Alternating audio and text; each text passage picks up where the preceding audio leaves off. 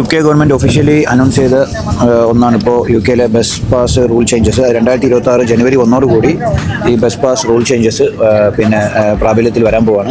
അപ്പോൾ നിങ്ങൾ ബസ്സിലൊക്കെ യാത്ര ചെയ്യുന്നവരാണെങ്കിൽ എന്തായാലും പുതിയ മാറ്റങ്ങൾ, പുതിയ സമയങ്ങളും ഏത് സോണിലാണോ ആ സോണിൽ നിങ്ങൾ കൗൺസിലുമായിട്ട് ബന്ധപ്പെട്ടിട്ട് സമയങ്ങൾ നിങ്ങൾ ചെക്ക് ചെയ്യുക, അതനുസരിച്ച് യാത്ര ചെയ്യുക.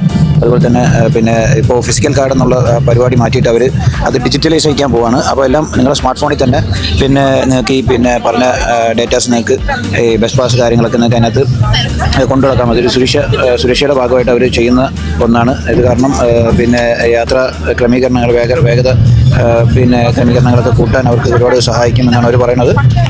എന്തായാലും ഈ പുതിയ നിയമങ്ങളിൽ പ്രധാനമായും ഈ പുതിയ നിയമങ്ങൾ എന്ന് പറഞ്ഞാൽ, അതായത് മുതിർന്ന പൗരന്മാർക്ക്, ഇവിടെയുള്ള മുതിർന്ന പൗരന്മാർക്ക്, അതുപോലെ തന്നെ വൈകല്യം ഉള്ള ആൾക്കാർ, ഡിസേബിൾഡ് ആയിട്ടുള്ള ആൾക്കാർ, അവർ ഫ്രീഡം പാസ്സൊക്കെ കൊണ്ട് നടക്കുന്ന ആൾക്കാർക്കും, അതുപോലെ തന്നെ ഇളവുള്ള യാത്രയ്ക്ക് അർഹതയുള്ള മറ്റ് വിഭാഗത്തിൽപ്പെടുന്ന ആൾക്കാരുണ്ടാവും. ഇവർക്കൊക്കെയാണ് ഇത് ഈ ഒരു പുതിയ നിയമങ്ങൾ എന്തായാലും ബാധിക്കുന്നത്.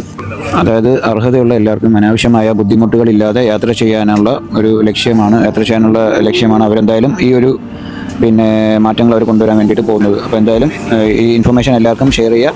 അപ്പോൾ സ്റ്റേ ട്യൂൺഡ്.